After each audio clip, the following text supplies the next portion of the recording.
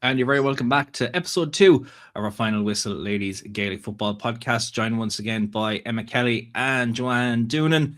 Plenty of talking points and loads of discussions we're going to have after the weekend of action across the 4 divisions, of course, in the Lidl National Ladies Football League.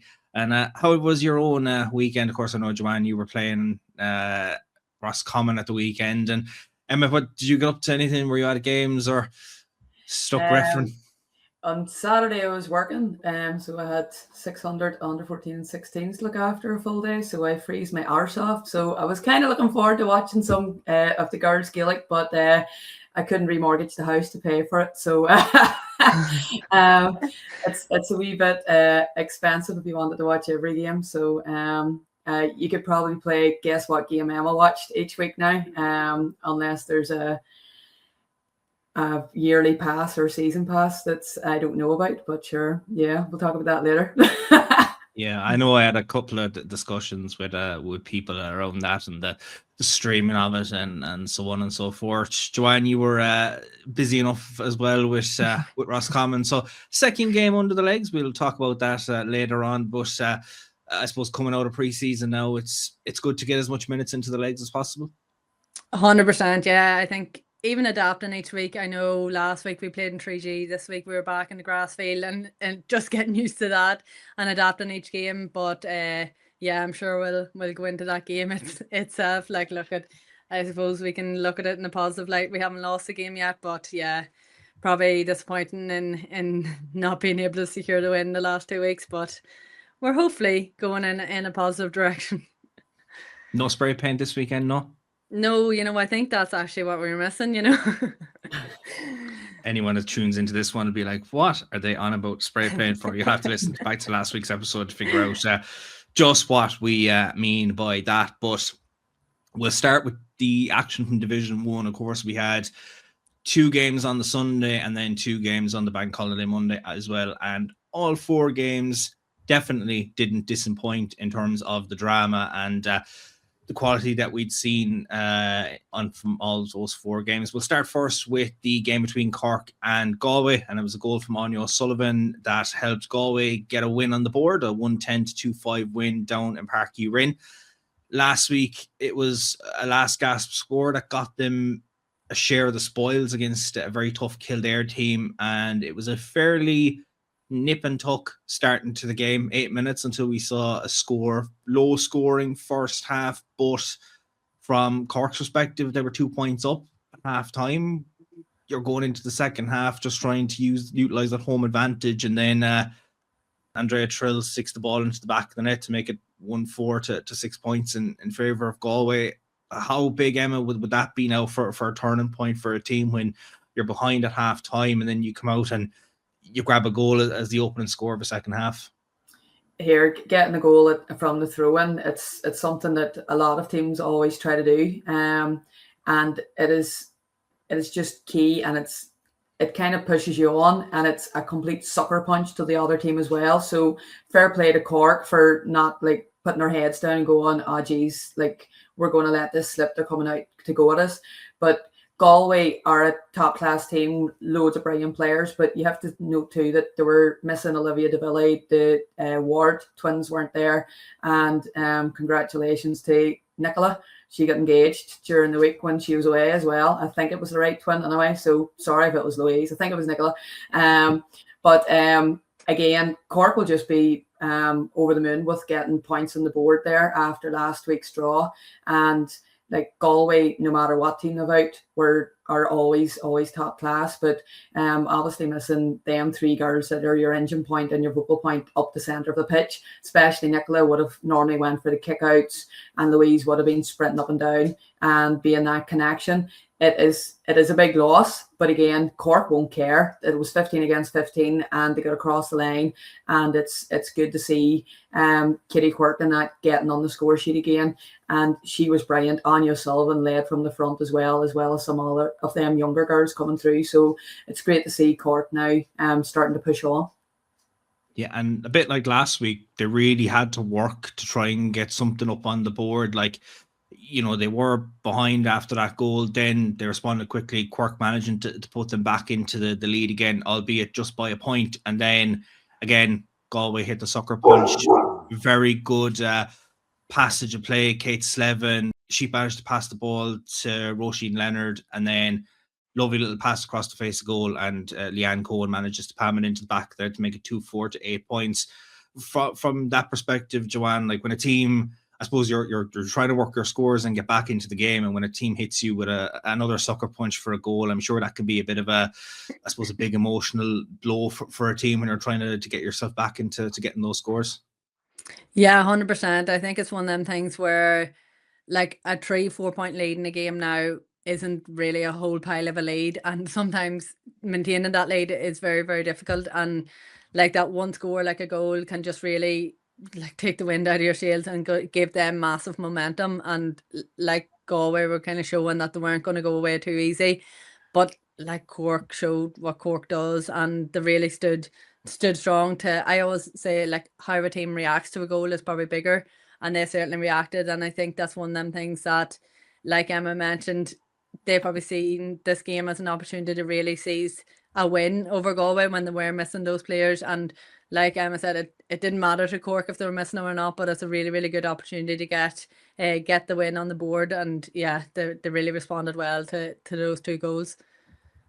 They certainly responded with the last goal of the game, of course, Áine O'Sullivan getting on the score sheet. And once they got that lead, they made sure that they weren't going to cough it up. And while last week, Katie Quirke got a free to level the game, it was her free that managed to put two between the sides, and Cork managing to get that win. And we spoke about it last week, Emma, that a lot of people have said that maybe they're one of those teams that are going to be at risk of facing relegation this year from Division 1. But I suppose going back to the history books, Cork are always a very, very good team, and they've got very, very good players. And so many players there at the weekend put the hand up for selection and said, we're not going to go down easy, and really give Galway a tough game. But you mentioned, of course, they were missing some key players. Cork could say they were missing some key players as well. Yeah, no, Cork are just a team that they will never just disappear, and they will never lie down and say, oh, well, sure, we're missing girls or we're doing a transition, whatever it may be. They will go hammer and tong at you no matter what. They will fight like tigers and be all over you, and they will not give up until the final whistle. And that is exactly what they did. Last week, getting the draw. Yep, perfect. They got their point in the board. This week, getting the win. So yeah, people might have assumed that, Cork could be the team going down. Now somebody else is under pressure here because Cork's looking pretty good. And if they can get another win under the belts, then going by other results, you could say that could be them safe. So Cork will be just going, you know what it is? We've got our confidence up. People have to come and beat us, and we will show them that we're not going to lie down. And any game against the Cork team is going to be a tough game, no matter who you are. From a Cork team that had a draw last week to a team that we said we're looking to have a big return this week and try and make up for suffering a defeat last weekend, and that was Armagh going down to take on Kildare in Hawkfield. And fantastic performance by Kelly Mallon just was what they needed to, I suppose, to kick them into 5 well taken points for a 13 points to 9 win.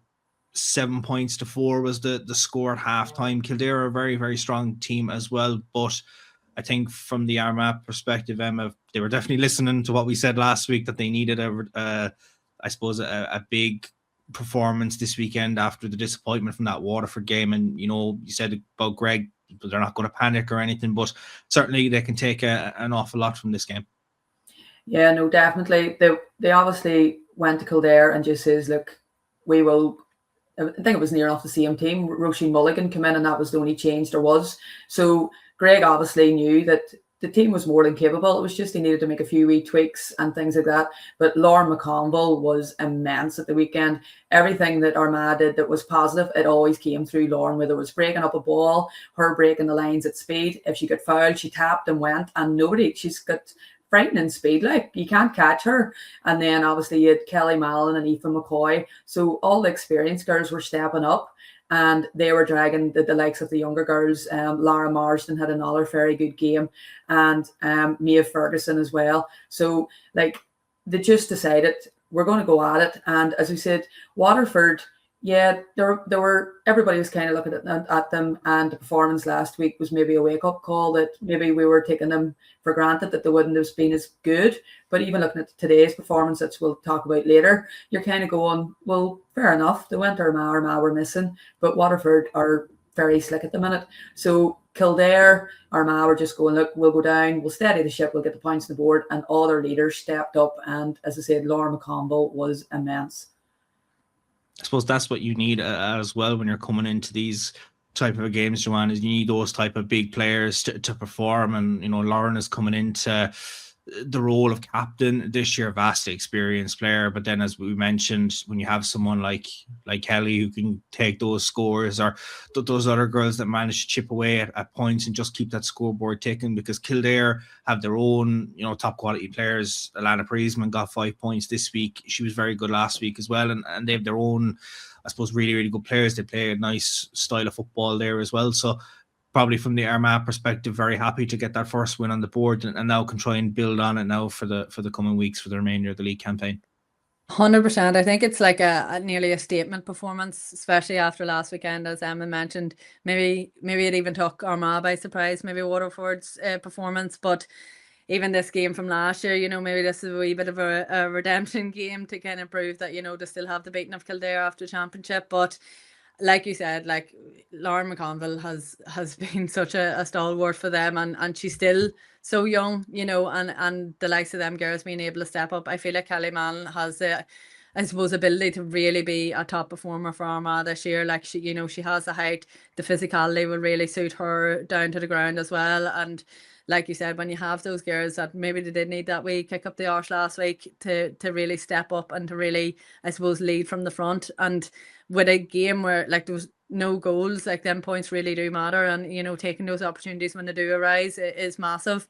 And like you said, like again, Kildare's not, you know, they have some fantastic players too. Like they're, I suppose, random relatively close, but I suppose only scoring 2 points in the second half, you will have to be looking at that and how you can improve that before next week's game.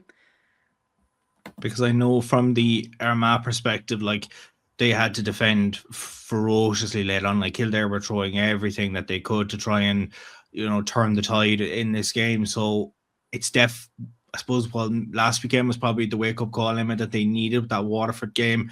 They still had to work very, very hard to get over Kildare. And while Kildare, you know, suffered a defeat in the campaign, they can also take a lot of learnings from this going into the remainder of the campaign. If they're one of the teams that are going to be, what many people have said, are going to be in the bottom half of the table. Look, every team's still learning. As we said, it's only the second week of their proper league, of proper getting the rules, and you know yourself, playing challenge games isn't the same as playing proper league games, and the weather is atrocious as well. So Armagh, Clodagh McCambridge in fullback leading that defence, Lauren McConville in round the centre halfback, Roisin Mulligan, Grace Ferguson, all those girls are top class defenders, and a couple of them have all-stars. So clearly when the back's against the wall, they're going to be communicating, controlled.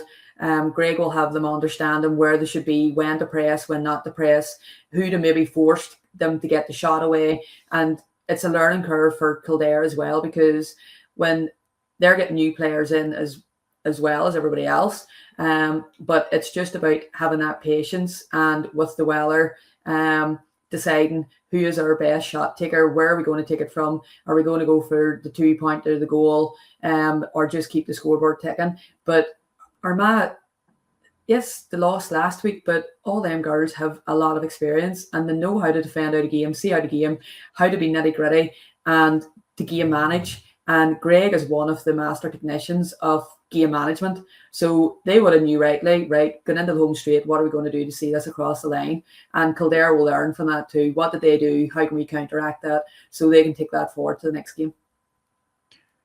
One of the biggest performances that we've seen from Division 1 this weekend had to be the game on Monday between Meath and Dublin. And last year, was one of those years where it just didn't click against Dublin. No matter when they played them, it just didn't go in their favour. But a 2-14 to 1-4 win, very, very a statement of intent. We spoke last week about the way the Galway game worked, that I suppose alarm bells weren't going to be ringing after that one. But then you look at this one, Emma, and just the way that they played, and the likes of Emma Duggan and Ciara Smith getting some fantastic goals. But it was the way that they started as well. Like, it took Dublin 23 minutes to register their first point, and Meath at that point were just absolutely flying. Yeah, you would nearly think that Wayne Freeman went out and set them a target of, do not let them score. We hold them out, and we be tenacious in everything we do. We look after the ball, and if we give it up, we hunt like tigers to win that ball back, and that was exactly what they did. Emma Duggan was unreal. Ciara Smith, I think she possibly got player of the match. She was brilliant. Her movement, her work rate, it's as if they're just getting to know each other again of where to pass it and what to do. And it was just class to see. Whereas Dublin, again, they put out a kind of unknown team. I seen last week in a report that the manager says, look, we're trying new players. We're not going to panic in the league and whatever. But I think now they'll maybe start panicking if it's 2 losses in a row. And they'll maybe need to get a few of the more experienced girls out just to help them younger girls get through. Yeah, and I know Ciara Smith got a goal and 4 points, as did Emma Duggan, and then you have the likes of Niamh Galogly and Marion Farley getting a couple of points as well. Like, they've got a lot of, really good sharpshooters that can get to score. And, when you're going in 1-6 to 3 points up at half time against a team like Dublin, that's a very good score to have registered it in the first half. And then they just continued to go through the gears and just tried to, to work the scores. Robin Murray made a great save from a free that kind of just dropped in, and Dublin could have had a chance out of that. But me just went through the gears. And Meath are such a great team to watch. They made the All-Ireland final last year on merit, that they were a very, very strong team, and they've showed again they're not exactly going away. They're always going to be a tough team. And I suppose, Joanne, from that perspective, like, they've probably put the rest of Division 1 on notice after this result against Dublin. Yeah, funny. I remember us last year saying Meath were coming in quietly confident into that championship series, that, there wasn't a whole pile of talk about them. But I think now they're really putting a marker down in the league to be like, we're rebuilding from last year. We have still our target set already on the championship. But like, these last few weekends, like you said, the likes of Emma Duggan, like, I feel like she's really coming through, and she has always been a fantastic player. But like, her leadership now, like, I think people forget how young these girls still are. Like, like, for her to be one of the main leaders in Meath is phenomenal. Like, and getting 1-4 as well to really lead from the front is just fantastic. And I understand, Dublin might be trying a lot of new players, but I always find like sometimes you need even like a good core group of, like, even say the middle six, just of experienced players to help those younger girls come on that wee bit more, and just a wee bit of link play with a few of the older, more experienced players can just change the team completely. Like, and maybe that is something Dublin will look at over the next few weeks. But yeah, it's it's like Jodie Egan again trying to stand up, trying to do what she could for Dublin, but it was just tenacious defence from Meath, and they just looked so much hungrier and so much more ruthless in everything they did. Yeah, like, I know that Rachel Harnett got the goal for Dublin.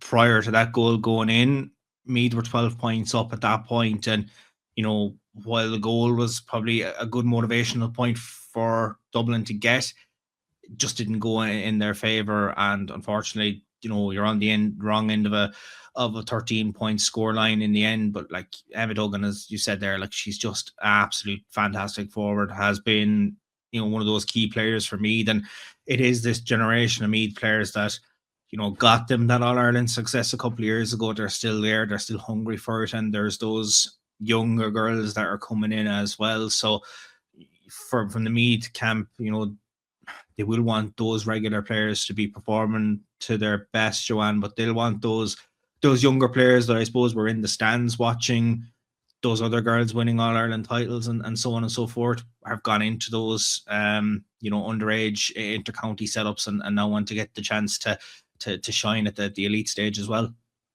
Yeah, 100%. And I think, well, personally, I know when I was first starting at senior county, it wasn't a matter of there was, 4 or 5 of us young girls thrown into a team. It was dribs and drabs. You might have got 5 minutes at the end of the game, but even to play that with those more experienced players and learn how they move and learn from what they're communicating on the field is just massive. Sometimes I think when you change it up too quickly, that there's suddenly 3 or 4 new forwards in there with only 3 of the more experienced forwards, it can kind of change the whole system of play. And I think there's a way to kind of, I suppose, blood them new girls coming in as well. But again, I would imagine that training would be just as intense for as the games, I suppose, for those teams to really just kind of blood in any girls to see if they're not fit in the training field. They're definitely not going to be thrown into a game like that. But yeah, some of the young talent coming through is just,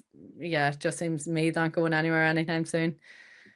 From one forward that scored 1-4 on Bank Holiday Monday to another forward that scored 1-4, Breen McMahon's performance for Waterford and their 212-111 win against Kerry in Fitzgerald Stadium.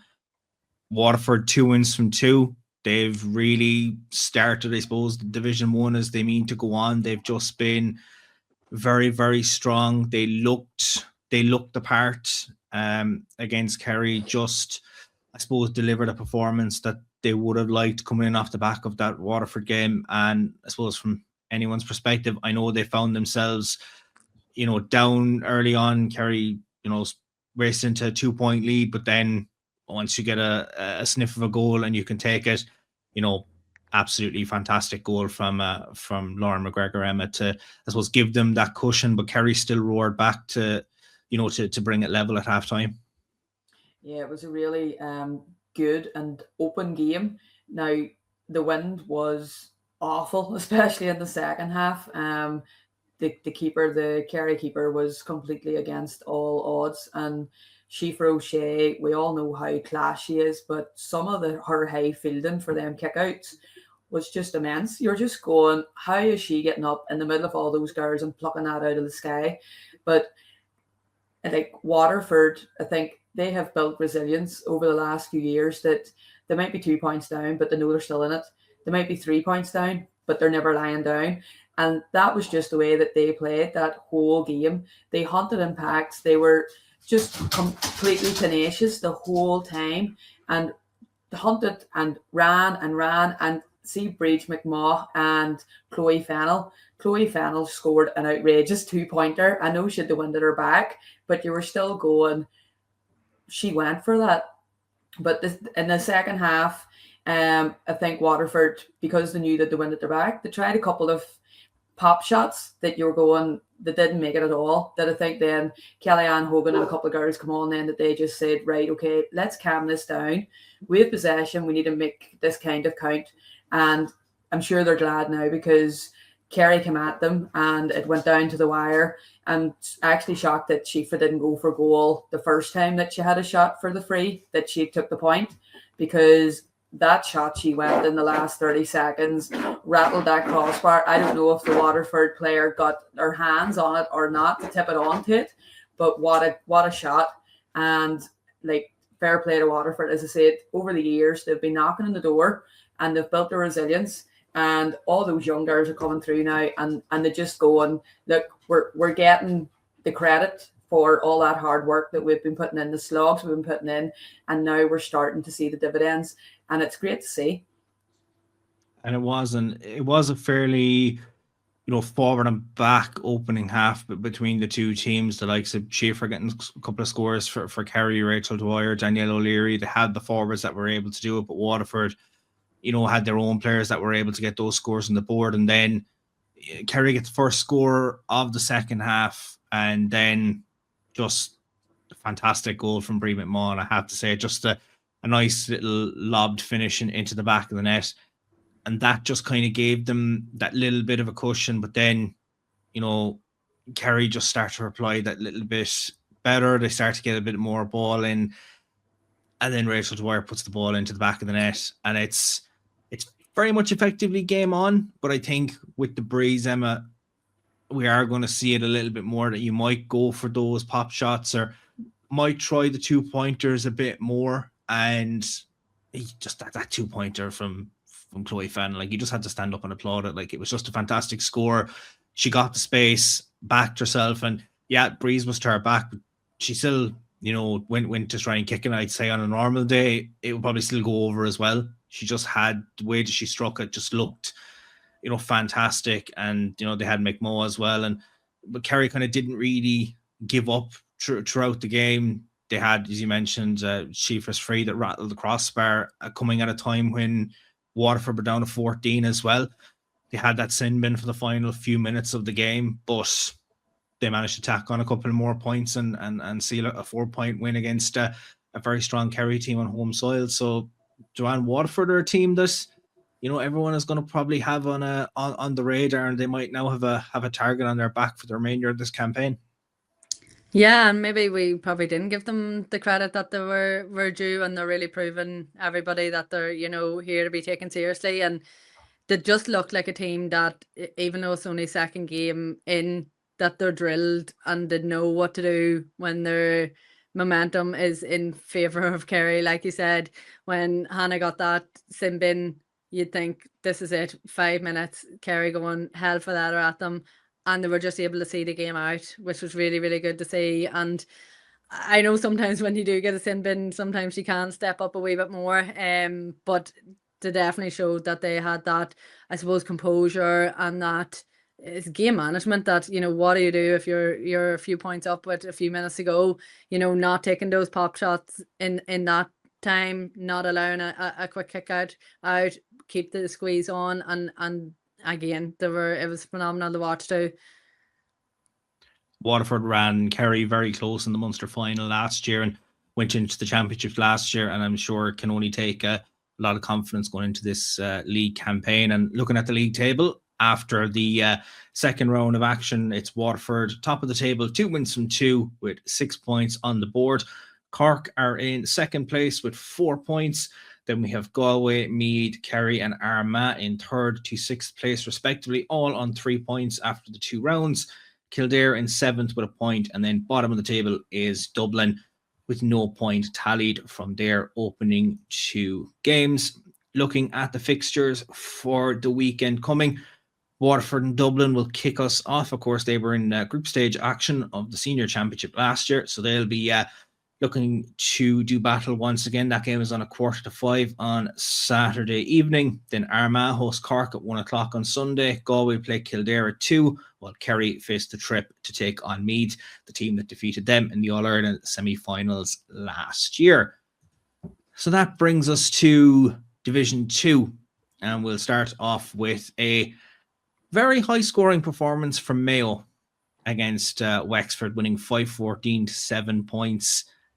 Mayo just looked very strong, I suppose, last week.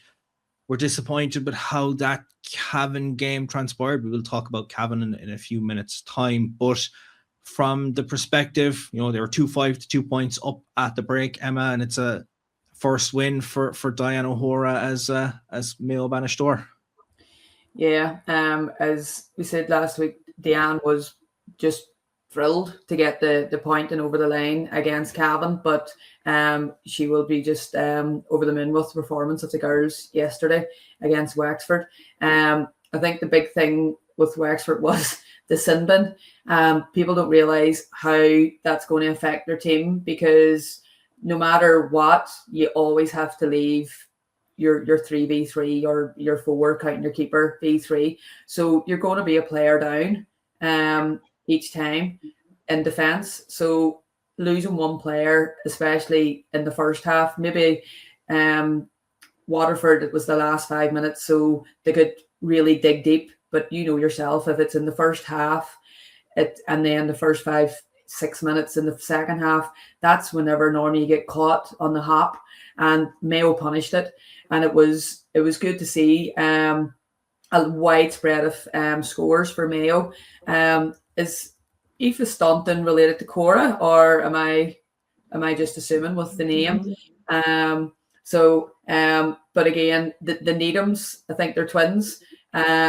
they were brilliant. One of them was in the middle of the pitch, and some of the scores that I'm not even going to say what one it was in case the other one attacks her for taking the credit for it. But some of the scores was unreal as well. But Wexford, as new management, probably a few new players, but second game in, they will need to be getting a hold on it and trying to get some points on the board, because you don't want to be slipping further and further away as the game goes. But Diane O'Hara will be buzzing now with that performance and such a widespread of scores and such a high score rate as well, because as we know, it could go down to score difference. Things could be that tight by the end of it. I know I've heard people say that there is a relation there, but I've also heard people say that there isn't a relation there. So it is kind of hard to tell as to who's telling the truth on the story. But with her scoring exploits, you'd be thinking there definitely is that they're seeing a Staunton score for the Mayo ladies. It's like we're back when Cora was doing it, but Aoife got their second goal of the game, and then I suppose in the second half they just kind of started to cut loose a bit more. They just started to get maybe a bit more possession on the ball. I don't know if it was just maybe tired bodies and tired legs from Wexford, or it was just the way that maybe Mayo were coming into this game, that Diane had kind of said, look, we need a much improved performance from the Cavan game last weekend, because they really, really started to hit their stride, Joanne, in that second half. They just started to tally the scores, and just while Wexford, they plucked away, they got a couple of scores themselves, just couldn't match what Mayo were producing. Yeah, like again, nearly just scoring for fun, really, wasn't it? Like Aoife Cullen there, like her performance, like even her scoring in the 50th, the 52nd, 55th minute, was the ball just kicked out, given to her, pop it over, it did seem like that kind of game, and it is probably deflating, and it's look at when you're getting beaten and there's no comeback, it is very hard to keep the morale up in the Wexford side, and to keep going with that tenacious intensity that you need to kind of keep in a game.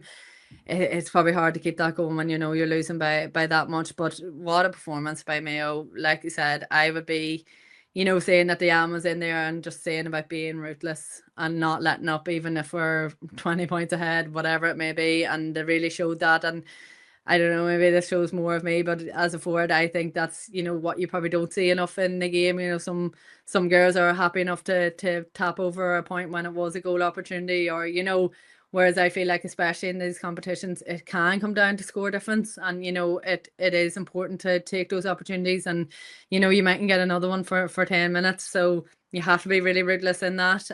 But yeah, Mayo were it was just a fantastic win all round. I'd say they'd be delighted after that. So it'll be interesting to see how they fare out this weekend again. Wexford were battling away, and then Sinead Cafferty gets their third goal, and I think maybe that just kind of put the result maybe beyond doubt at that point. But Wexford, like I said, they were still plucking away.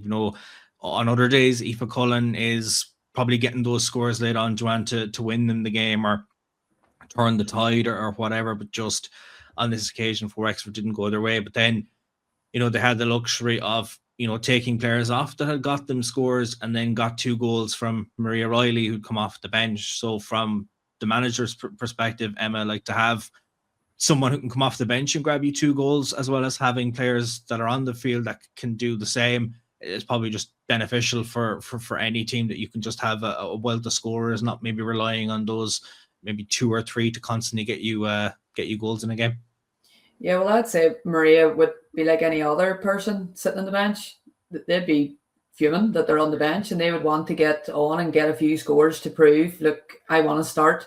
Whether it's the 59th minute, 60th minute, if she comes on and gets a few scores and shows her movement and her ability, then it goes to Diane, do you know what it is? I want my chance, and continue to give me my chance until I deserve my starting 15. And that's the way you want it. You want every training session and every match to be, I want on, put me on, I need to show you what I can do. And then it makes Diane have a bit of a headache on what to do. But also it means then if maybe Cafferty or somebody gets injured, that they know now that Maria is able to step up and do it.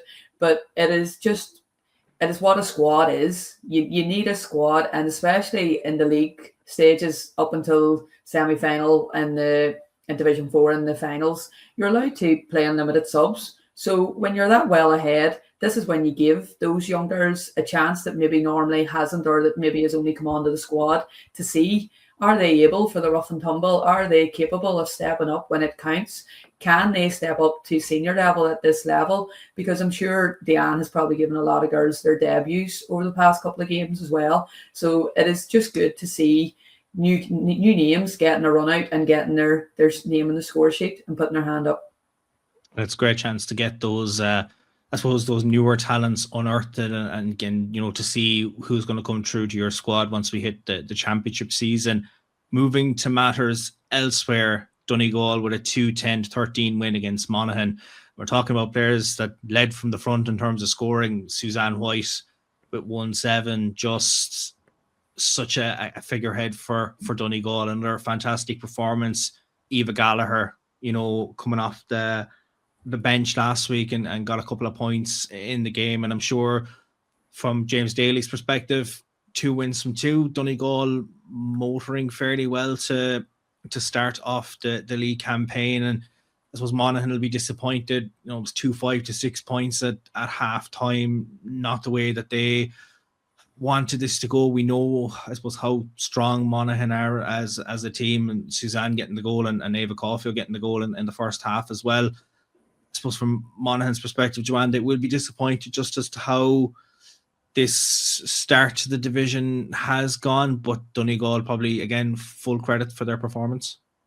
Yeah, look, you have to give it to Donegal, and I know we mentioned about Roshan Rogers last week, like a massive figure being missing, and yet they still produced a very, very good performance against Monaghan. And look, they probably knew travelling down that it wasn't going to be an easy walkover, but to lead majority of the game, and like we mentioned, Suzanne White, 1-7 in a senior game is phenomenal, you know, no matter if it was a lot of frees or not. But again, it's a credit to their like attacking threat that, you know, they were winning those frees, and again, you obviously have to score them at the end of the day too.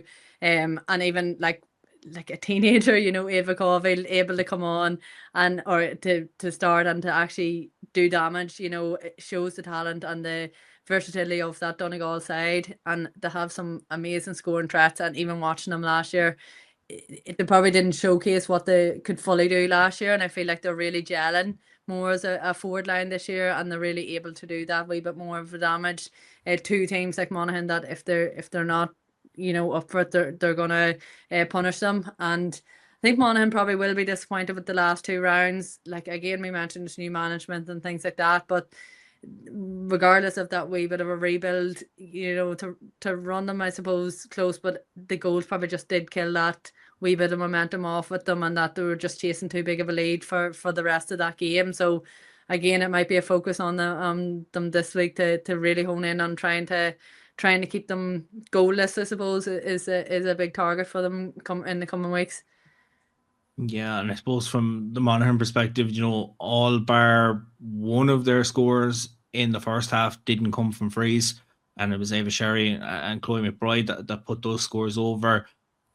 When you look at, you know, a stat like that a lot of teams are getting scores from frees, but does that kind of bring in maybe the discipline and the defending that you can't allow teams like Monaghan, when they have those type of players, those you know, those chances of getting frees close to the post? Yeah, if you look at just this game, Monaghan scored 8 frees and Donegal had 1-6 in frees. That's a lot. Like sometimes that's the amount of maybe scores in a total game. But it seems to be the common factor in all the games we've looked at so far. There has been a lot of scores from frees. So is that maybe the new rules that people's maybe going OTT in the tackle and not getting away with it? Or is it maybe the 1v1 matchups that they haven't got the tactical awareness yet of the setups of maybe more space because people's dropping back? Or is it just simple downright discipline to getting back in the routine of this is our second week of the league? But if that was me and the management, I'd be going, you know what it is? If it was Monaghan, we've conceded eight frees here. We need to be more disciplined. We need to go out. We need to show them down the blind alleyways. We need to double up when we need to double up, but we need to communicate and we need to slide across and whatever it may be. But we cannot be conceding those many scores. And like Muireann Atkinson is going to be a big loss if it was a straight red card. That's depending on what the referees put in, a couple of weeks ban too. And she is one of the more experienced girls that you're kind of going, Monaghan would have needed her to step up, especially now with a wee bit of physicality and her fitness levels and stuff from the Aussie rules. So it's a big, big ask now for Monaghan, but they have the players. If you look at it, Chloe McBride, Amy Garland, Rosemary Courtney, all them are pretty experienced. Yes, they're going to filter a few young girls in, but they've been very good at underage, Monaghan, so them girls should be able to transition handily enough.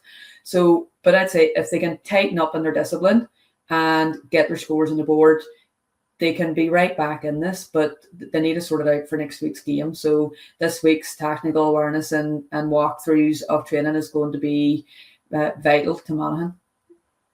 And I am open to correction on it, but I'm pretty sure Ava Sherry kicked 8 frees for them in the game and Chloe McBride kicked 3. So that's 11 points of their tally all coming from frees. So look, it was a very close game and it could have been a different story for Donegal in the end. But look, they get over the line, they get a win on the board, and a team that got a win on the board, their first win in Division 2 this season was Cavan, picking up a 115-19 result away to Tipperary. They started brightly, Karen McCaffrey kicking a couple of points, and then Tip managed to respond 12 minutes in, Emma Morrissey getting a goal for them, and then Aisling Sheridan, we spoke about her last week, just how good she is for Cavan, managed to restore the parity, and then with 17 minutes gone, they're 2 points up again. They're 2 points up in the game, and they're starting to motor through the gears as well again. But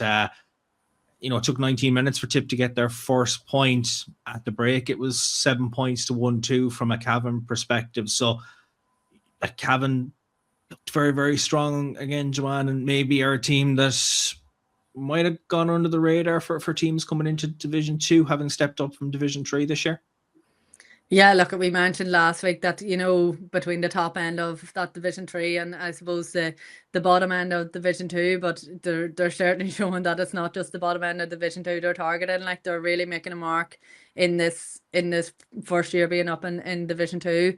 And look, like we mentioned before, Aisling Sheridan, but you have them girls that are, I suppose, I don't know how you describe it, like real leaders from the front, but also they're drilling into those younger girls the confidence and that composure to really go at things and have no fear just because they're up and just because nobody might have rated them before this, that they're going to put a marker down on that division. And look at them watching this, knowing we have them in championship and looking how well they're doing in Division 2 is frightening, but also exciting for them. Like it's definitely, Tip aren't a team that you're thinking that you're going to have a walkover, and to keep them to that, like the goal Tipperary got in that first half probably made the score difference not as big as Cavan probably would have liked going into the second half, but Cavan really showed through to really keep chipping away and keep the pressure on. And even like young Ella Sheridan too, like he's very fast, very nippy forwards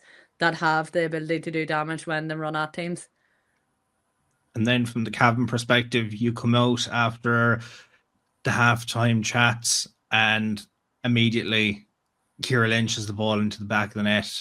So straight away, halftime talks are probably going out of the window because you're after getting a goal and things are changing in that perspective. But then Tip hit that purple patch. Emma Morrissey gets 3 points. Anna Rose Kennedy gets a score and Clara English gets a score as well. And suddenly it's 1-8 to 1-7 with 40 minutes on the clock. So from the team perspective, Emma, kind of what goes through the head when I suppose a team hits a purple patch of scores and maybe the momentum and the narrative of a game can change in an instance? This is where the training and the psychology stuff that you would have trained on goes to it now. So we would have had like a code word of blue or something like that it means calm head, settle this down, we're still in it, game control, next ball, let's look after it. And that's where you would have been looking at Aisling and the girls with a bit more experience, maybe the Cross or Lough girls, because they have been through tough games in the past few months, that they're going to go, do you know what it is? Calm down. There's loads of time left. We're in control. And then you have the young ones going, do you know what it is? We don't care. We're fearless. Just give us the ball and we'll go at them. And it's just an exciting mix for Cavan. And you're just going, it is just a lovely blend to see that their fearlessness, nobody gave them a chance, and that's what they're thriving on. They're just going, do you know what it is? We've nothing to lose here. Let's go out. It's Tipperary. We want to go and see. And then for Joanne will not come back from her honeymoon and not bother playing the championship. And it's going to be like, yeah, okay, we're scaring Fermanagh already. We're sorted. Had to get the dig straight in again about Joanne not being around for the Ulster Championship. Had to get it in there. But they did get that next score as well. Michaela Fitzpatrick gets the next score for Cavan. It's a 2-point game. Ella Sheridan, you had mentioned her, Joanne, like she had an absolute masterclass. She gets a couple of scores. Dervla Lynch gets a score. Suddenly it's 113 to 1-7, and Cavan are just thinking, okay, look, we're doing enough, and Murren Cusack and Ella Sheridan get their last couple of points, and it's 3 points on the board, and it's a statement win as well when you're taking on a team like Tipperary, who are, have been around there. They've been in Division 1, a senior team as well, and Cavan want to get back to where they were as well. So from that perspective, Joanne, like, to get a win, people will say, I know it's the league and their squads are going to be chopping and changing now between now and the championship, but like, they can take so much from this now for the remainder of this campaign. 100%. I do think that, as much as people say the league is the league, with the new rules and with everything like that coming into play, it is a lot more important this year to really get your core group of girls under the understanding to see a game out. Like Emma mentioned, can we work on tactics? Can we work on a blue call? Can we work on what happens if we're 2 points up with a few minutes ago? What happens if we're 5 points down with a few minutes ago? And understanding how we deal with those scenarios now with the new rules. But I think that comes from repetition and repeating the same core group of girls throughout the league, and as Emma mentioned earlier too, challenge matches aren't that good. The referees don't care as much in challenge matches. They're going to let more go than you've seen. So it is definitely something that Cavan are really probably using to their advantage to really hone in and probably right the wrongs of last year's championship, really. A game that we could probably do a full podcast on, dissecting the amount of scores that we've seen. Westmeath and Tyrone's game. Westmeath with 6 goals and 6 points to Tyrone's 4 goals and 15 points. We spoke about Tyrone's scoring performance last week, but they just had an absolute field day of scoring between these two teams. It was just a joy of a game to watch, just action at both ends.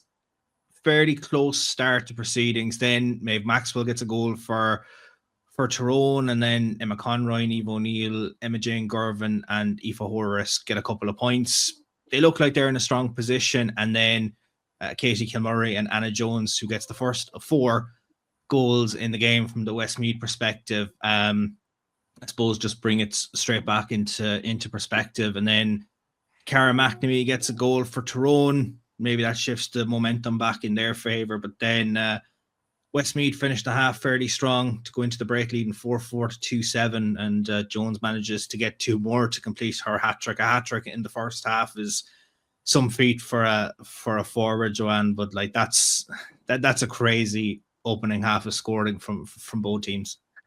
Like, I think it's every forward's dream, isn't it? To run up a tally like that in a senior game. And yeah, we mentioned last week how attacking driven Tyrone are and how fast, and once they get that connection going and once they build that up, they're phenomenal. But I think Westmeath had obviously prepared for that and was just like, what you can do, I can do better in a way. And it was very tit for tat, and it was like probably an unreal game for a neutral to watch and have it so high scoring. Again, I'd love to see, are these games refed any differently to the other games when they are so high scoring as well?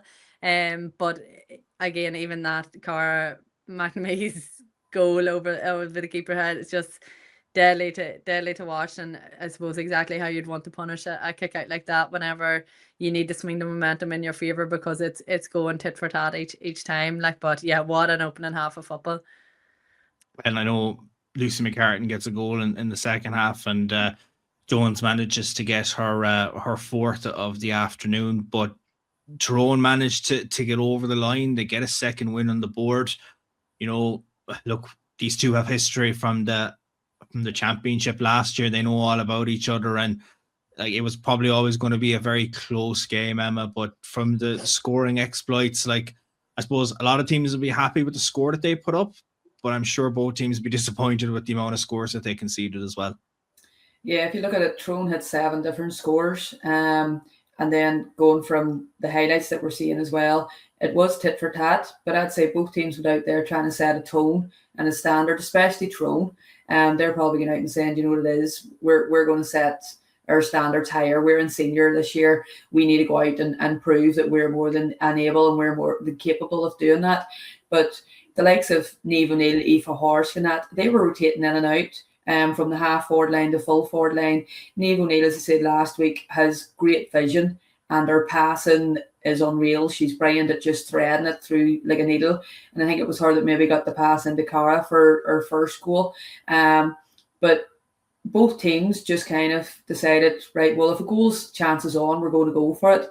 But I think it was Anna Jones's last one went through about 6 different legs that you're going, how did she pull that off? If it was anybody else and she missed it, they probably would have went through her, but anybody else probably would have been asking to come off at halftime if they'd scored their hat trick anyway.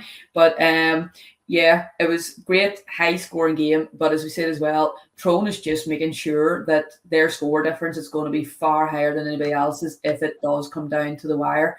And now they've got the 2 wins under the belt. They're just going, right, we're in control. Who's next? And the next person's going to be looking at it going, how are they scoring it? How are they getting all these passes away? What type of ball is kind of going in for their goals? And how can we stop it? And Westmeath will be doing the same. So they'll be looking at going, right, well, Tyrone scored 4-15 against us. People's going to be looking at us and saying, where's our weaknesses from that? Can we close up shop? But again, if we're able to score 6-6, we can do more damage. And how can we improve that what went wrong? So that would be a great game for anybody to analyse, and obviously the strengths of scoring and the weaknesses of conceding. And another fantastic performance for Tyrone has them sitting on top spot in the table with 6 points alongside Donegal in second place. And it is that score difference, as Emma has alluded to there, that is keeping them top of the table going into round 3 this weekend. Mayo are in third, Cavan in fourth, both on 4 points. Of course, a win out and a draw adding to their performance from last week. Tipperary in fifth with 3 points, Westmeath in sixth with no score, and then it's Monaghan in seventh and Wexford, in eighth place with no points on the board. The fixtures for this week then are Cavan taking on Wexford at 2:00, Mayo against Tipperary, Monaghan against Westmeath, and as Emma said there, who's next for Tyrone? Well, it's top of the table clash against Donegal at 2:00 on Sunday. And that game is definitely going to be the highlight of the Division 2 action this week coming, and God only knows what level of scoring we're going to get in that contest between the two sides that are top of the table. Let's go to Division 3. And I wonder where we're going to start with breaking down the Division 3 action. Another high-scoring game for Fermanagh. Another draw. This time, Joanne, could have been a game that slipped through the fingers, but maybe disappointed as well, just how it transpired. Yeah, definitely disappointed. Obviously, my personal view was the game was there for the taking. Look at Jesus, Roscommon started very strong, and they were really proving a point, I suppose, from the championship last year, and that it wasn't going to be the same case. But look at we definitely had our opportunities to go ahead that we probably just didn't take, and then a wee bit of a game we were up by 5 points, just probably weren't able to see the game out again. So I'm definitely frustrated. Look at again, you can, I suppose, like I mentioned earlier, you can say that we haven't lost yet, and it's not the worst outcome. But again, like we've alluded to the whole time, when it comes to the last few rounds, it could be the difference between finishing higher up the table and potentially being in a relegation battle. So look at it, it just honestly, I'm just going to imagine how night and day it felt to the refereeing against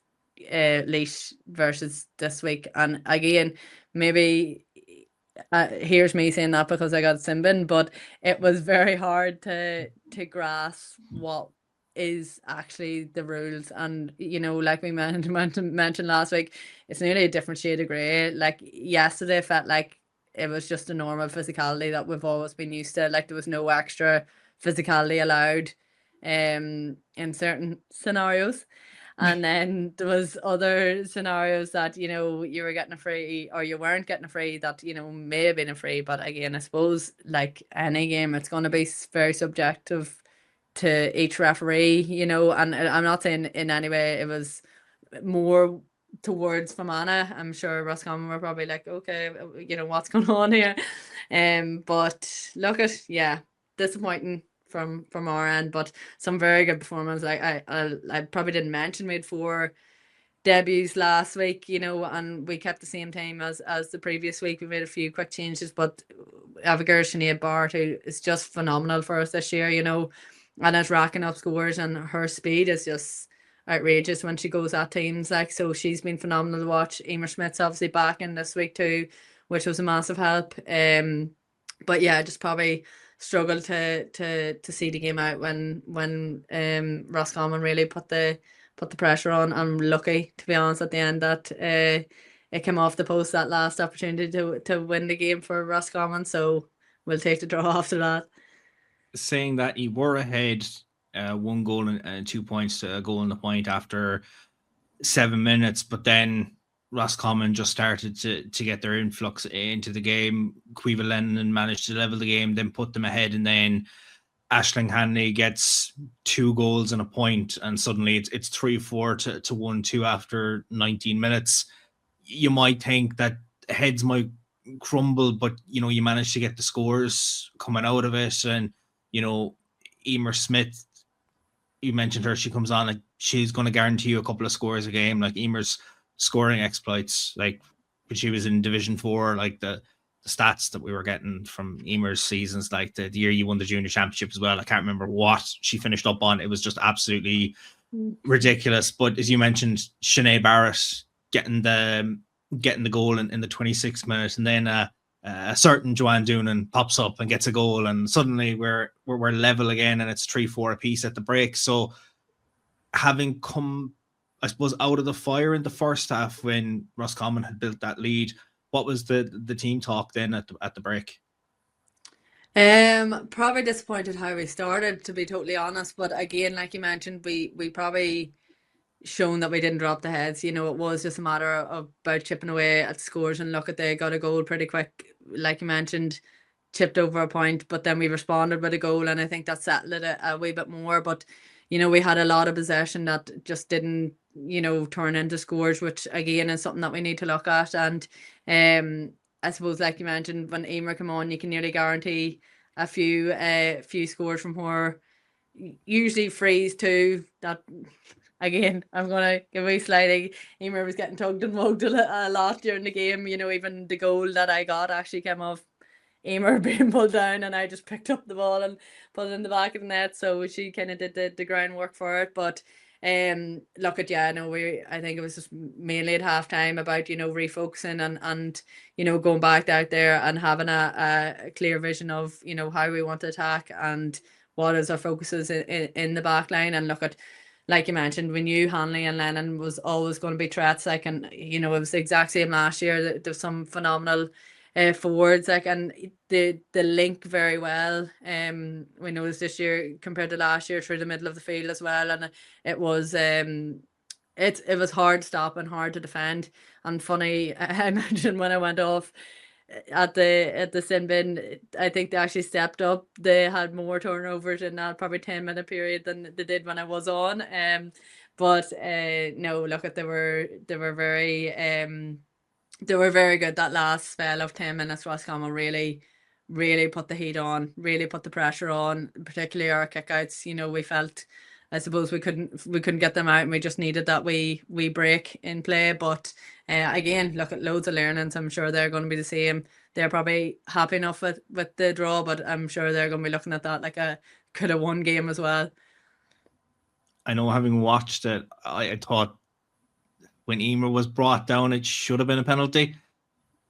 I'll be neutral, saying that I'm from neither county. I thought it was a penalty. Emma, I know you've gone and you've done the refereeing. You watched it as well. I think you the same idea as me. I thought it should be a penalty as well, and I actually sent it to a couple of the Antrim refs that would referee in Ulster, and they couldn't believe it wasn't a penalty either. But again, maybe the referee was at a wrong angle or something, but there's umpires there that could have helped them out, or the line or whatever. But from watching the game, I think Emer got a there's sticky and there's fair. There was a lot of the time they weren't looking at the ball, they were basically all over her, and at times they might as well put a saddle on her, and that's being polite about it. But I don't know, maybe Joanne's legs were tired in that grass for the first week. She needed the 10 minutes rest to come on to kick a score at the end. I was glad of the break. I think you would have come back and won a couple of kickouts to get the pressure off them when you come on, but sure. That's it. Lesson learned. But I think that was probably my biggest frustration of watching my clips back. The discrepancy between the frees, like my ticks were essentially, they were frees, but I didn't even know what I got my second tick for. And then again, obviously persistent fouling, that's fine, like if that is the case, that's no bother. But again, when you're watching Emer getting pulled and pulled, that it is kind of frustration that how is my tick's not in comparison to theirs. But look, at obviously I'm going to be a wee bit biased, but I think that's going to be a really tough thing to try and learn to adapt. And look, I know even before the rule changes, each ref can have their own interpretation. You do have to adapt to a ref in every game. But I think it's just very frustrating how free flowing the Laois game was, and how enjoyable it was to play, and how many people were complimenting how good it was to watch and things like that. And then to go back to kind of what felt like just the old rules, bar a few tap and goes, that it was literally, some things were, not given or given, and it was just very hard to get a grasp of the game, to be honest. But that's not the reason we lost, but it's just a talking point, or not lost through. But, it would be frustrating, but you're hoping that with so many games being recorded that they are reviewing them to see what referees are maybe doing a bit different to the others, that maybe that the rule changes, they're confused and grey and whatever. So we'll just kind of go, it's second game, third game for Division 4, but give them the bit of a doubt at the start and see if it progresses. But I'd be frustrated too, so I can't really say, and that's me from referee, manager, player, whatever. It's just really good. We had a lot of draws last week, and obviously you got the draw again this week, Joanne. Two teams that had draws last week were Laois and Down.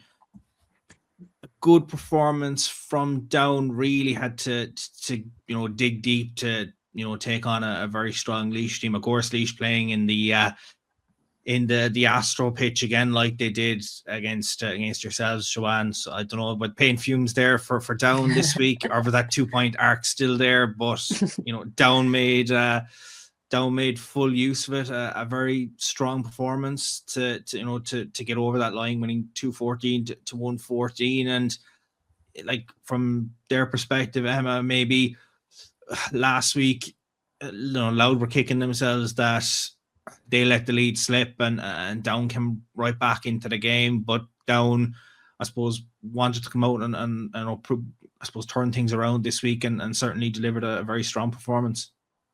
It's like last week, Down were lucky to get the draw. They get the equalising point through a breach at the end.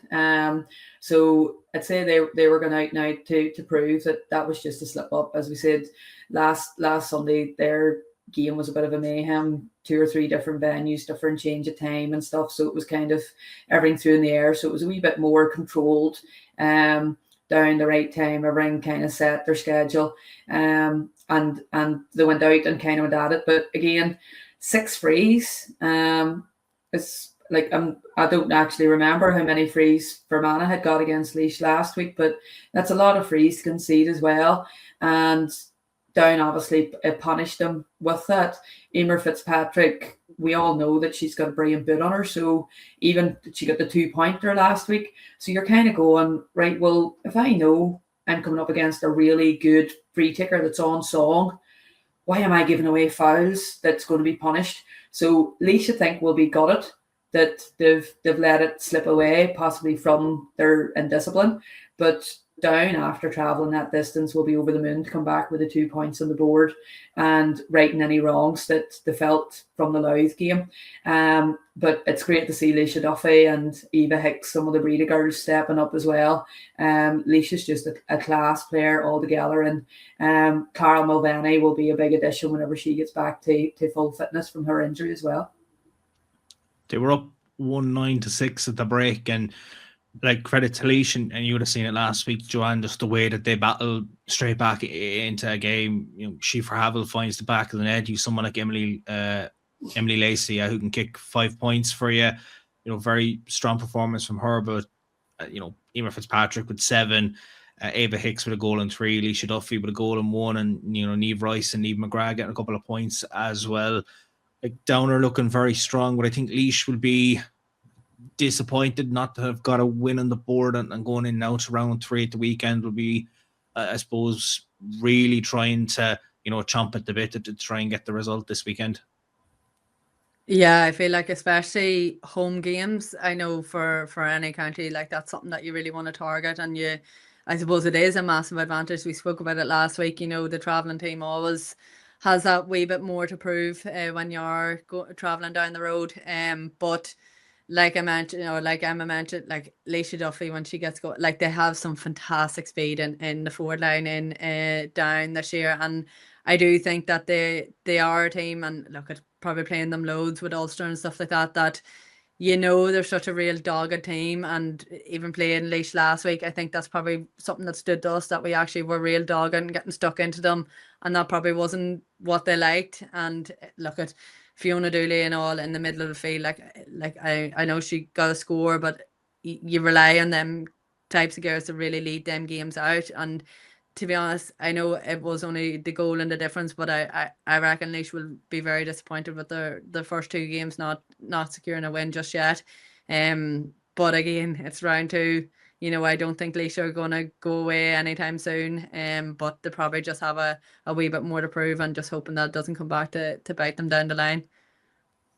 An away team that had to make a big journey down from Antrim all the way to the University of Limerick. Antrim getting a 4-16 to 1-4 win against Limerick, who maybe coming into it were in a small bit of turmoil. Their manager had resigned after last weekend, with work commitments and stuff. So they had a new manager coming in for this game. Again, missing some key players, but to credit for Antrim's performance, they just looked very, very strong. They were, they really started well, Emma, in the game. Like, I suppose they were coming into it off the back of last week's performance. They looked very, very strong against Clare. Now they were trying to replicate it against Limerick, and just from word go, they just had those big ball carriers and those big scorers just kind of lead by example throughout. Yeah, they made a couple of changes this week. So Ciara Brown and Emma Louise McAreevy. Now Emma Louise was Money Glass's Player of the Year last year. She would have played midfield for them, and she's brilliant at breaking the lines and just coming off the shoulder. And we all know that what Ciara can do. So Ciara actually started big full forward. So she did, and she scored 2-2. And just so she doesn't shout at me tomorrow, yes, both goals were off her left foot. And I think she fist passed one goal or one of her points, but I'm not sure about the other. But yeah, I forgot to say last week she scored one of her points with her left foot as well. So yeah, Ciara, I told everybody. But Ciara is like, she can win the big high ball. A lot of their scores came from laying it off to her. She won the ball and then just popped it off to the runners. And we all know Antrim have a lot of willing, really fast runners. Teresa Mellon obviously got in at the end of a few of them. Marie O'Neill, we all know that when she gets going, she's hard to stop. So they kind of just pushed on and on. Like Limerick, as we know, were in turmoil, plus they're missing their experienced girls. So they're a very, very young side that's going through a transition. So you were kind of going, Limerick were probably hoping that the 5-hour journey for the Antrim girls would give them a slow start and maybe they'd get their heads down and get stuck in a bit earlier. But Antrim have the experience there. They've the fitness and they do have the skill level that any team in Division 3, like they should stay up easy if they're not pushing on, and that's the way it should be, because they do have the talent to be doing it. But you have to look at it now and go, right, okay, they've had Clare, a team in transition. Now they've had Limerick, a really young and experienced team, missing Ambrose and the Lees and things like that. So the next few games when they're up against the kind of teams that are a wee bit more solidified, if that's the right word, over the past couple of years, and the likes of the Downs and even the Fermanaghs and things like that, that you're a wee bit more of a blend and a mix of experience. That's whenever we'll see now our Antrim going to step up. Now I think they're more than able, more than capable. But that's when the challenge will arise, because they seem to have hit the two teams that are going through a wee bit of transition and change. But things are looking good for them at the minute, sitting nice and rosy. And as I've said, they're scoring pretty high as well. So if it does come to score difference, they're looking good up there. Yeah, and by the time Limerick got their goal through Leisha Brown, it was 1-9 to no score at that point. Like, Antrim had just hit the ground running from the word go. There was no tiredness or anything in their squad. They were just, on the money again this weekend. And you mentioned Kira's 2-2. Obviously, Marie O'Neill getting 1-3. Brona Devlin with a goal as well. Teresa Mellon with 3 points and a couple of other scorers as well. Limerick will be disappointed again with the performance, but if they are going through that little bit of a transition, Joanne, I suppose it is a good time with the league, just try and get things right, but before championship. But they probably are at risk when you are at the bottom end of that table, that you don't want to drop down into Division 4, because Division 4, as you well know, it's so hard to try and get out of.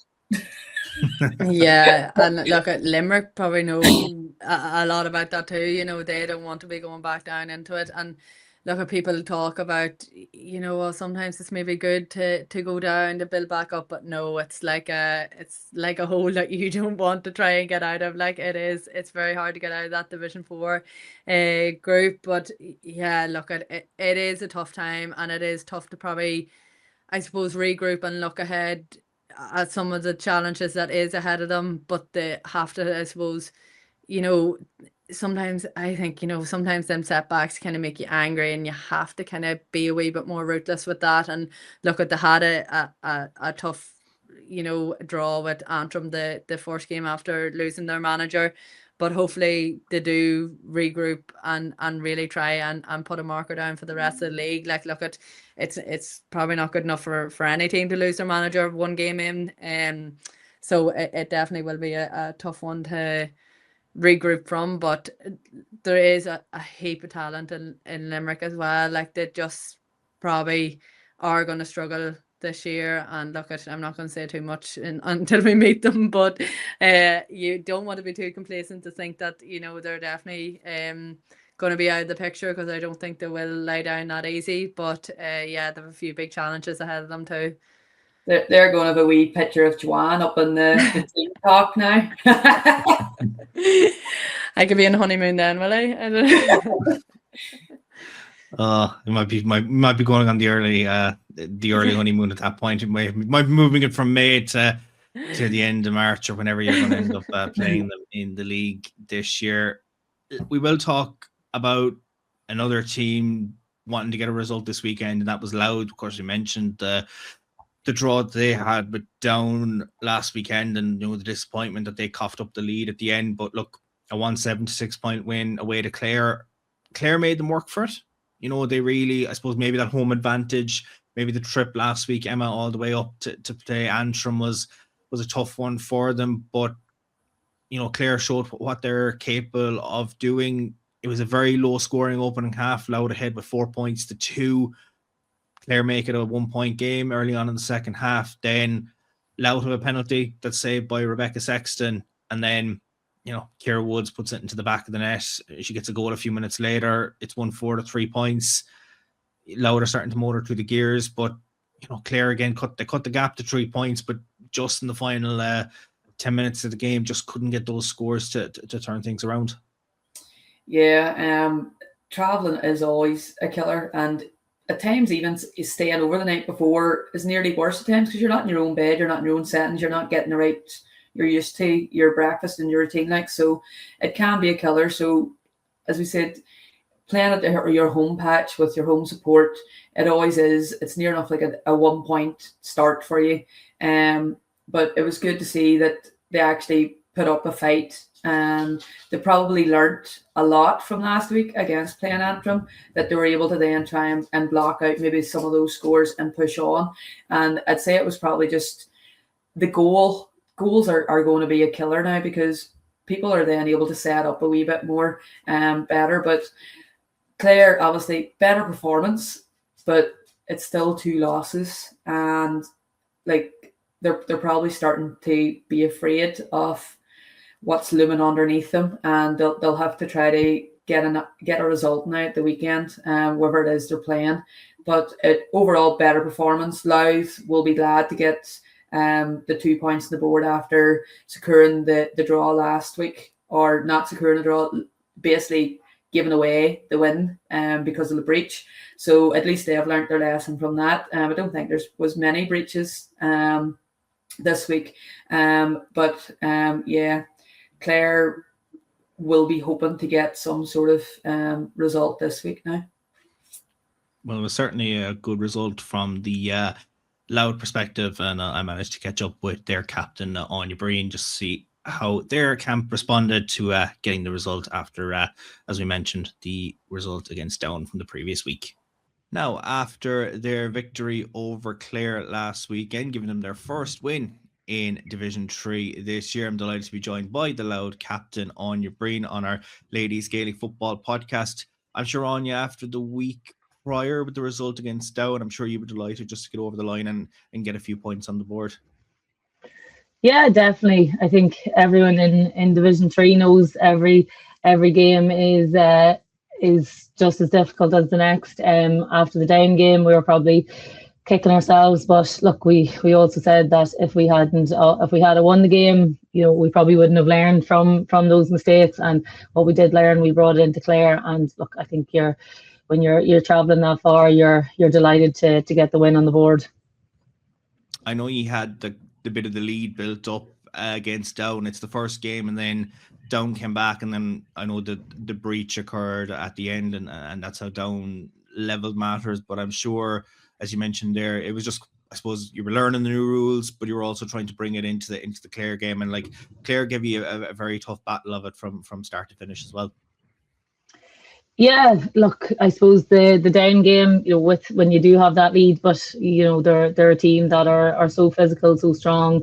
You know, they're never put to bed. They're always fighting back. And look, we probably made the mistake of making that breach, but look, at the end of the day, it's only one game, and it's the first time we were playing the new rules. Mistakes were going to happen, and we knew that ourselves. And look, then with Clare, we just sort of, I don't think either team actually really made any mistakes from that point of view, but we were delighted with how we played. It probably, you know, from a scoring perspective, probably could have been a little bit better. You know, at half time, I think the scoreline read 4-2. So both teams there were probably disappointed with the conversion rate. But you know, we were certainly delighted to get the win on the board, because look, every game matters, and you know, there's obviously been a lot of draws, and you know, because it's 3 points for a win, it makes a massive difference than, you know, just getting those draws. So it's fantastic, and look, hopefully we can just continue to build on what we've been doing. Yeah, and look, you're up to third place in the table, a win and a draw after 2 games. It's a solid start to build on for what's going to be a very competitive Division 3. Obviously, Fermanagh this weekend, you look at the top of the table, you've the likes of Antrim and Roscommon as well. So everyone is probably going to be looking at everyone to try and get points off them. So you look at Fermanagh now this weekend, you'll be trying to build on the positive start. Obviously, they've had 2 draws to start off the campaign as well, and they're a tough team to beat. Yeah, definitely. And look, I'll not say too much with Joanne on the podcast too, but we're looking forward to it. Last time we played each other was obviously our junior final in 2 years ago. So look, we probably haven't played each other all that much in the last number of years, but in the lead up to that final, obviously they were analysing us, we were analysing them. I've watched a few of their games, like their quarter final last year. We know what they're about. They know our players well too. But look, it's a game that, like any other in Division 3, I think every team is pushing for promotion, because every team in fairness is capable of getting to that promotion position. So look, there's just really no opportunity for slip ups or you're out of the running.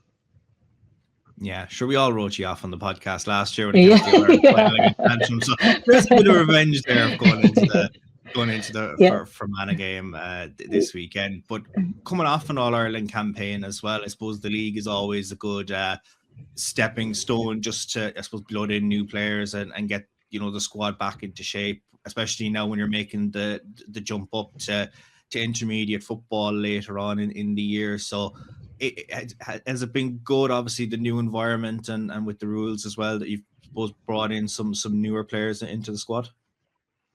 Yeah, look, it's been brilliant. I think we did have a few players leave the panel, and with that, there's always kind of an uncertainty around it. But the girls that have come in, there's young girls coming in like Amy Murray, and then of course we also have the likes of Lucy White, Zara Sweeney. All them young girls are pushing on and showing that they're well capable of playing at a higher level. And look, that's what we want when you have the senior players leading by example, and then when you see the younger players are showing up and well able for that physicality. And of course with the new rules, it's not easy, but I think it's been extremely positive. Look, everyone is showing up, everyone's training hard, and look, that's all you can ask for. You're coming off winning the All Ireland, and we've always said we don't want to be a team that's going up and down between intermediate and junior consistently. We want to be competing at an intermediate level, and look, all the teams more or less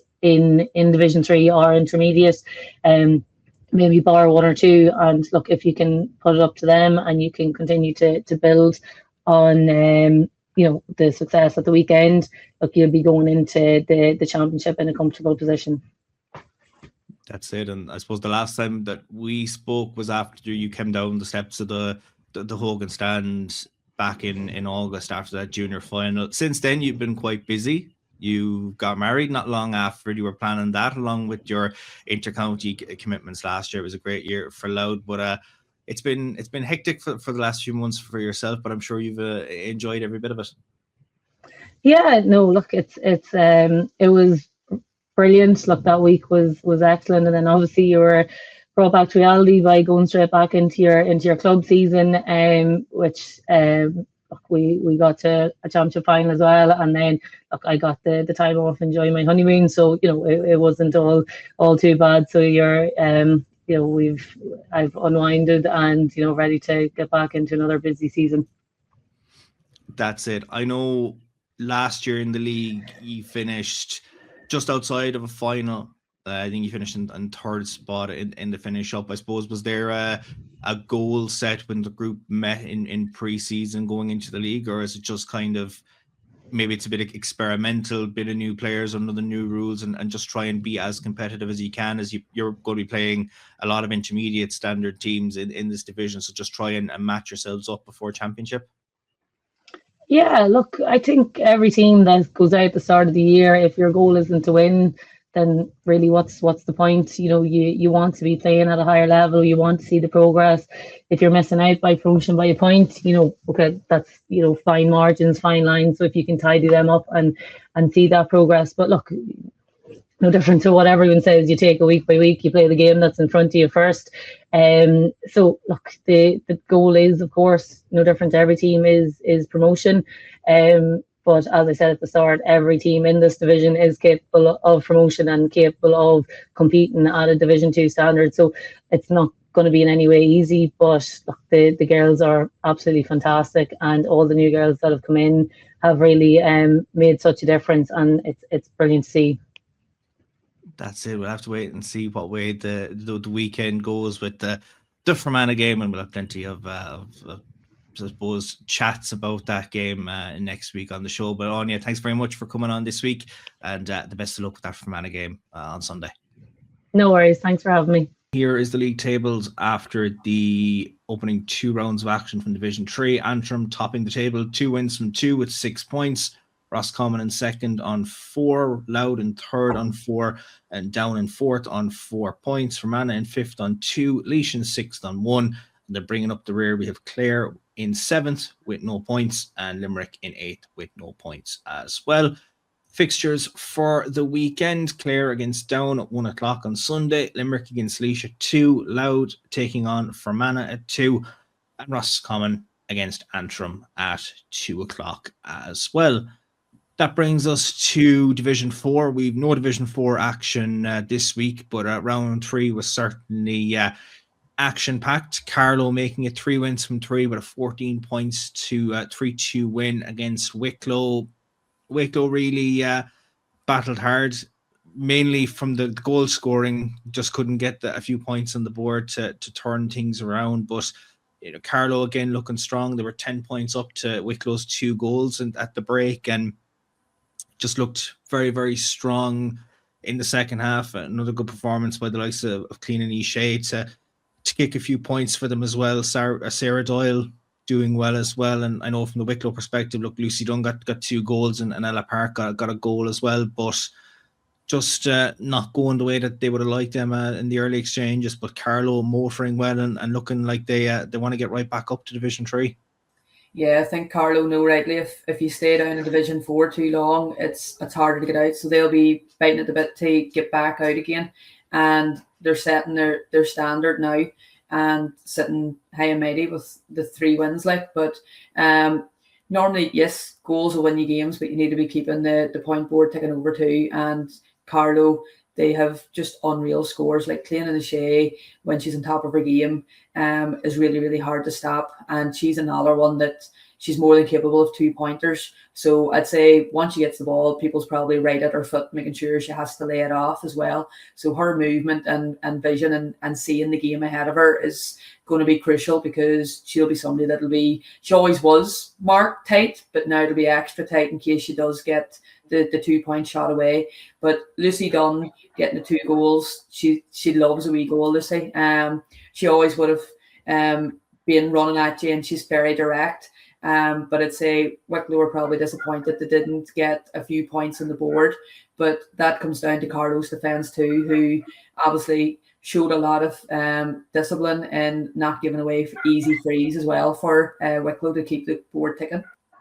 Yeah, and alongside Nisha, obviously Sarah Doyle. So it's like if you mark one, you're going to have the other one that's probably going to get the space. So it's probably, for Carlow to get those players on the board early with the scores at this stage. And then from maybe the Wicklow perspective, you're limiting Carlow's goal scoring threat as well. So they can take a lot from it, that if they're going up against other teams now for the remainder of the league campaign, that they can, try and keep goals to a minimum. But again, Carlow's scoring exploits just helping them, in that one. We'll move to Longford's win against Derry. Longford building off their performance last week with a 10 points to 4 win against Derry. Derry are a very strong team, Joanne, but just, not going the way that they would have liked against Longford. Aoife Darcy with 4 points for Longford, Hannah Burke with 2, Shane Gallagher with 3, and Katie Crawford from her goals scoring last week to getting a point on the board this week. But, Derry, they battled hard throughout, but just couldn't match the scoring exploits. It was 5 points in both halves from the Longford perspective. There were 5 points to 2 up at half time, and then just kicked on in the second half. So from the Derry perspective, just a bit more disappointment there, do you reckon? Yeah, I can imagine they're very disappointed with that result. Look at again from outside looking in, I'm sure the Derry would be saying, you know, these ones only got management a few weeks ago. This is definitely an opportunity to get a win on the board, but probably be very disappointed with how, and obviously it was a low scoring affair anyway, but to only rank up 4 points, they'll definitely be disappointed, and that's not to give Longford any credit, because they have a very, very good team. And I think even kind of what we were talking about Limerick, they're really showing through the rootlessness and wanting the eagerness to show that, you know, they deserve to have good management and deserve to get up out of the Division 4 rankings, by really honing in and gluing together to try and get some wins on the boards early. But yeah, I think Derry probably are just lacking that wee bit of consistency, because like we've mentioned before, Derry have the talent, like, and they have the players there. It's just, I don't know whether it be that wee bit of consistency with management, or maybe there is an influx of girls coming in, but yeah, I would imagine that they'd be very disappointed with that performance. A team that will take an awful lot from the weekend as well will be Leitrim, while Carlow are flying high at the top of the table. You know, Leitrim are in second, both on 9 points. Leitrim with a 5-10 to 2-7 win against Sligo. You know, Sligo had started strong. They had built a 4 points to 2 lead, and then Muireann Devaney hits the back of the net, Alva Clancy hits the back of the net, and Derval Byrne hits the back of the net. And suddenly Leitrim are going into the break with a 3, 4 to 5 points advantage. And then into the second half, Clancy manages to get her second goal, and then Muireann Devaney gets her second goal as Sligo get a couple of opportunities themselves to change the scoreboard. But Emma, Leitrim, we've said it before, and you mentioned, you know, Division 4 being hell. Like, from their perspective, they've started very strong, and this is the foundation blocks now that they want to build, because when it was the old system of Division 4, they couldn't make a final.